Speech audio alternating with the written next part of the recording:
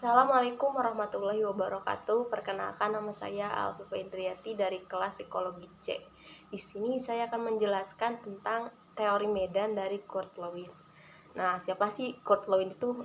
Kurt Lewin merupakan salah satu pendiri psikologi sosial. Ia lahir di keluarga Yahudi pada tanggal 9 September 1890 di Moglino, Jerman. Nah, Moglino itu sekarang menjadi Polandia. Pada tahun 1909, Lewin masuk jurusan kedokteran. Lalu ia pindah menjadi jurusan biologi.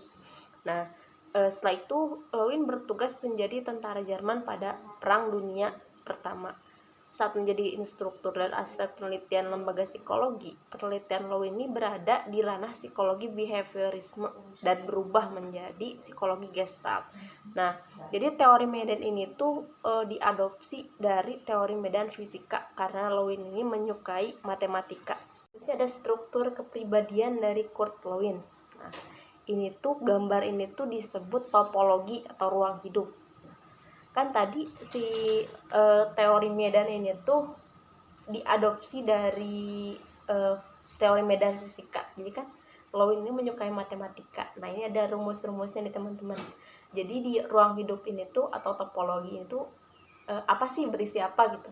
Berisi keseluruhan fakta, misalnya keinginan, persepsi, berpikir yang menentukan atau mempengaruhi tingkah laku. Nah, secara matematis itu dirumuskan RH sama dengan P plus E. Nah, RH ini kan ruang hidup. Ruang hidup sama dengan berarti ruang hidup isinya atau berisi P daerah pribadi plus E daerah lingkungan psikologis. Artinya ruang hidup isinya atau berisi daerah pribadi dan daerah lingkungan psikologis gitu. Nah, jadi yang bulat ini tuh bulat besar tuh namanya daerah atau lingkungan psikologis. Sedangkan di luar selain yang bulat besar itu namanya lingkungan non psikologis. Jadi apa sih lingkungan psikologis itu? Nah, lingkungan psikologis itu tempat kita mempersepsikan atau menerima stimulus perangsangan dari lingkungan gitu. Nah, di dalam bulat besar ini kan ada kayak tempat-tempat gitu kan, retakan-retakan. Nah, retakan-retakan itu disebut region. Region itu apa sih? Tempat stimulus yang ditangkap oleh persepsi gitu. Jadi misalnya kan teman-teman pasti setiap harinya itu mempersepsikan banyak hal, banyak sekali. Nah, jadi stimulus-stimulus yang diterima dari lingkungan itu karena banyak disimpan di lingkungan psikologis. Ada retakan-retakan, yang ini, yang ini. Misalnya teman-teman menerima stimulus dari saya, ada yang melihat gambar, ada yang mendengarkan, ada yang apa gitu, ada yang melihat kacamata saya misalnya, banyak sekali. Nah, seberapa banyak sih retakan-retakan ini tuh? Retakan-retakan ini tuh semakin kita semakin kita banyak menerima informasi dari luar, retakan-retakan atau regionnya ini semakin banyak teman-teman. Nah, di mana ada retakan pasti ada garis-garisnya. Di sini di gambarnya ada garis tebal dan ada garis tipis. Nah, garis-garis ini tuh disebut boundaries. Boundaries itu garis pembatas antara persepsi. Nah, jadi garis-garisnya kan ada yang pemisah, oh ini gitu. Nah, garis yang tebal itu atau garis tak permeabel merupakan jadi tidak dapat ditembus, atau si stimulus satu dengan stimulus yang lainnya itu tidak berhubungan. Sedangkan garis tipis atau permeabel itu mudah ditembus dan saling berhubungan, saling mempengaruhi gitu. Misalnya teman-teman mempersepsikan saya menerima informasi stimulus tangan dari saya. Nah, berarti kalau yang garis tipis kan berhubungan, saling mengaruhi. Berarti misalnya teman-teman ada yang satu stimulus satu ini melihat PowerPoint, yang stimulus satunya mendengarkan kayak mulut saya misalnya berbicara atau apa gitu. Nah, sedangkan yang lainnya yang berarti kan saling berhubungan itu kan, saling berhubungan. Nah, berarti kalau yang tak permeabel itu teman-teman mempersepsikan kacamata saya misalnya, kerudung saya, pakaian saya, itu kan berarti tidak berhubungan dengan yang lainnya gitu. Yang tadi kan saling berhubungan gitu. Nah, itu namanya yang tadi di lingkungan psikologis berisi ada region dan boundaries ya teman-teman. Nah, di dalam lingkungan bulat ini tuh ada bulat lagi, bulat yang kecil. Nah, ada yang di luar, ada yang di dalam. Nah, yang ini tuh namanya daerah pribadi. Nah, daerah pribadi. Jadi yang di luarnya itu disebut daerah pribadi luar atau daerah persepsi motorik, sedangkan di dalamnya itu yang garis dalam yang bulat itu namanya bagian lingkaran dalam atau daerah pribadi dalam. Nah, jadi daerah lingkaran luar ini, daerah luar itu daerah yang menghubungkan pribadi dalam dengan lingkungan psikologis.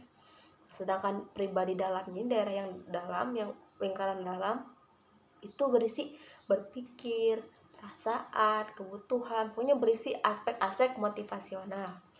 Nah, misalnya contohnya seperti ini, ketika kita menerima stimulus dari lingkungan, kita disimpannya berarti di lingkungan psikologis yang tadi region.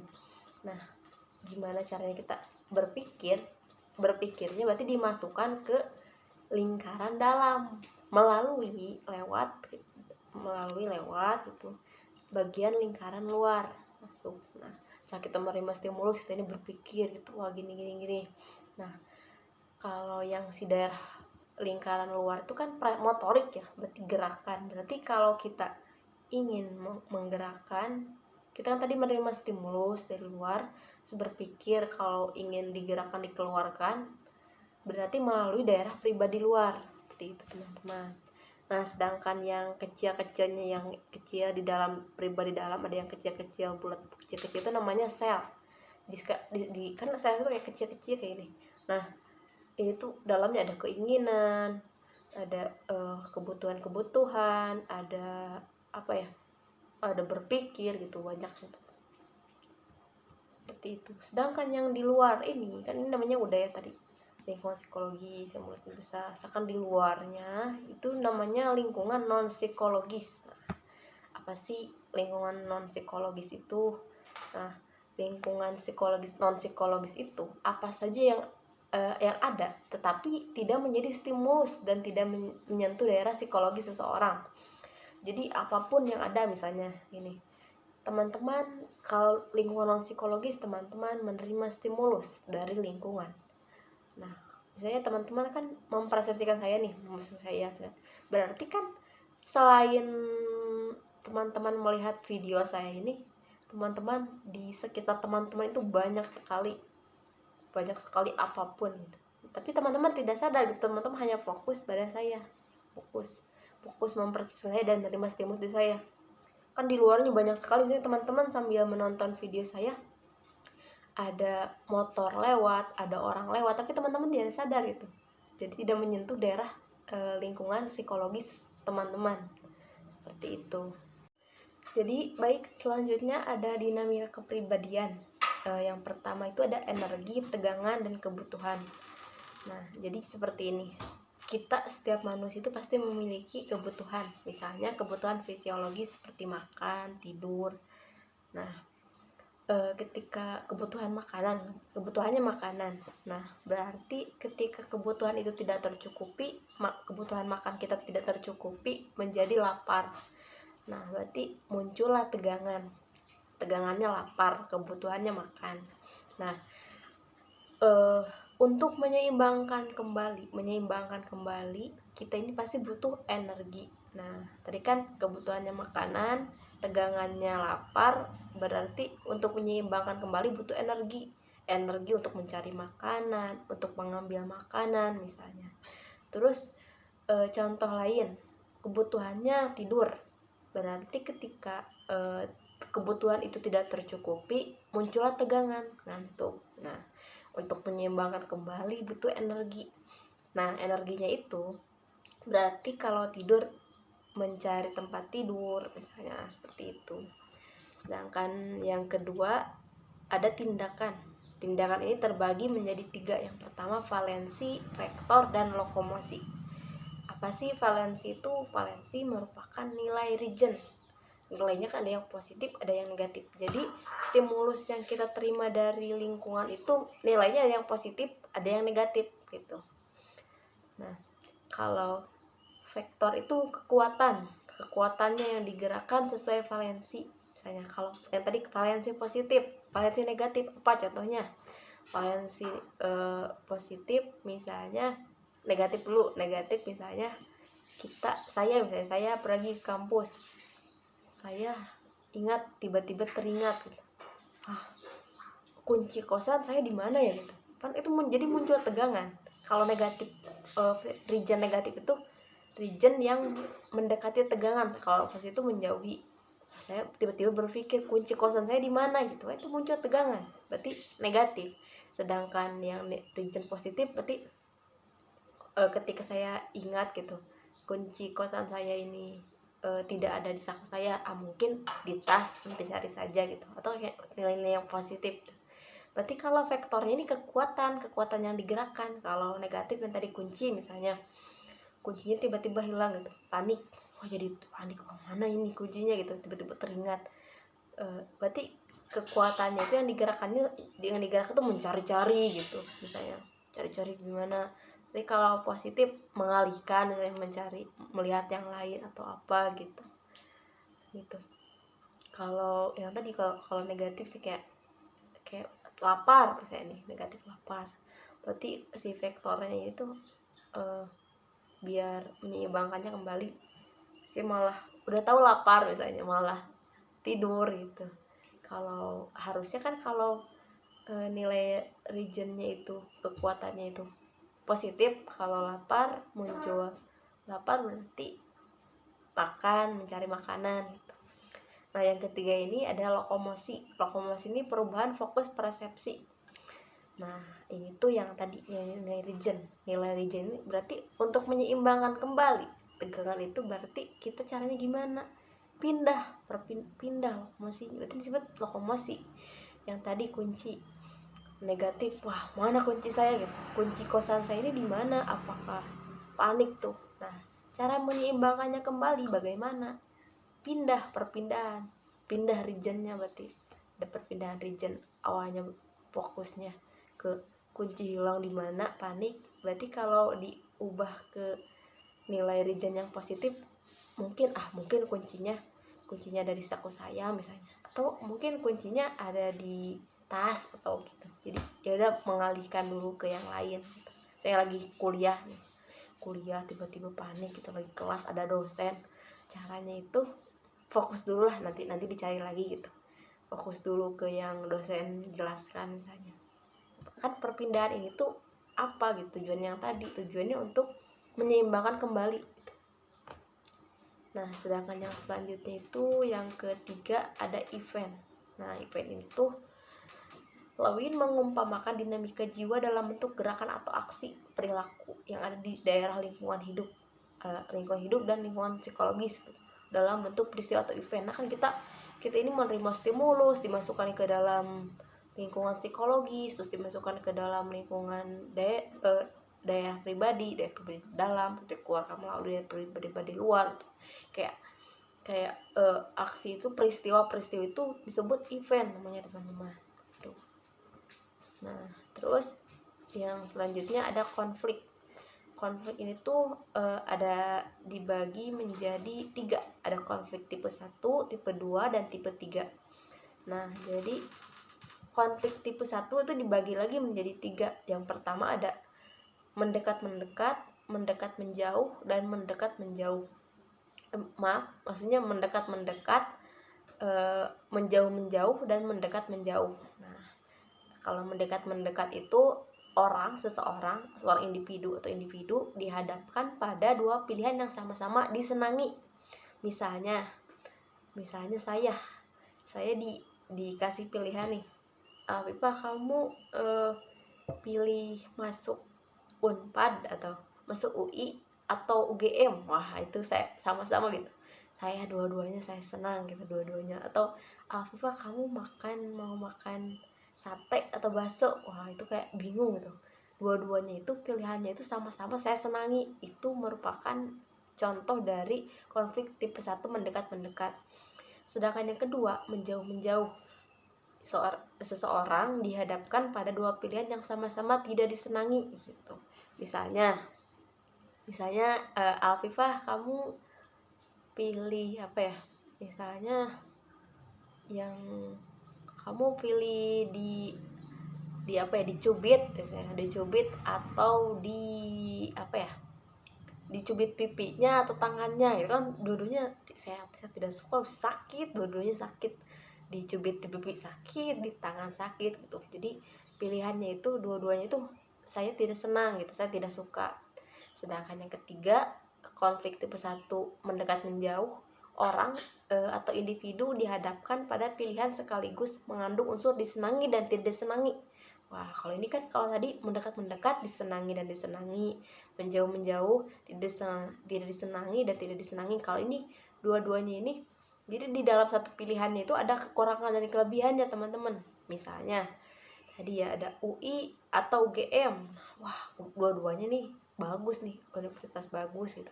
Atau gini aja deh, kamu pilih UGM atau kuliah yang ada di dekat rumah kamu tapi swasta misalnya. Wah, yang satu UGM negeri bagus tapi jauh, saya harus merantau gitu. Kalau yang satunya deket rumah saya gitu, kampus deket rumah saya bisa bolak-balik, tapi swasta gitu, bagus UGM. Nah gitu, jadi ada kekurangan kelebihannya. Nah, jadi yang selanjutnya ada konflik tipe 2. Konflik tipe 2 itu kalau nanti kan melibatkan dua pilihan. Yang tadi mending bakso, mending sate. Kalau ini tuh melibatkan lebih dari dua pilihan. Bisa jadi 3, jadi 4, sate, bakso, ada mie ayam, ada batagor misalnya. Jadi melibatkan lebih dari 2. Sedangkan yang ketiga, konflik tipe 3. Jadi konflik ini tuh membuat seorang atau membuat individu menjadi marah, terus agresi kayak gitu, kayak bingung kan, bingung. Kalau yang tadi cuma bingung saja kayak gini. Kalau yang ini tuh sampai marah-marah gitu. Kesel saya bingung pilih UI atau UGM misalnya, seperti itu. Jadi selanjutnya ada perkembangan kepribadian. Perkembangan kepribadian yang pertama ada perubahan tingkah laku, dibagi menjadi 3. Yang pertama ada variasi, organisasi, dan perluasan bidang-bidang aktivitas. Nah, yang pertama ini saya jelaskan variasi terlebih dahulu. Nah, seiring bertambahnya usia, si aktivitas seseorang ini pasti bervariasi gitu. Emosi, berarti hubungan sosialnya juga meningkat seperti itu. Jadi seiring bertambahnya usia, bervariasi aktivitasnya, hubungan sosialnya, kebutuhannya, emosinya gitu. Nah, sedangkan yang kedua organisasi. Nah, semakin bertambahnya usia pasti mengikuti berbagai macam organisasi itu. Ini itu semakin bertambah usia makin banyak. Yang ketiga ada perluasan bidang-bidang aktivitas. Nah, bertambahnya usia juga bidang-bidangnya juga bertambah, misalnya yang pada usia ini sampai ketika di usia 60 misalnya, wah saya telah mengikuti banyak sekali berbagai bidang gitu, saya telah mencoba. Yang ketiga ada diferensiasi dan integrasi.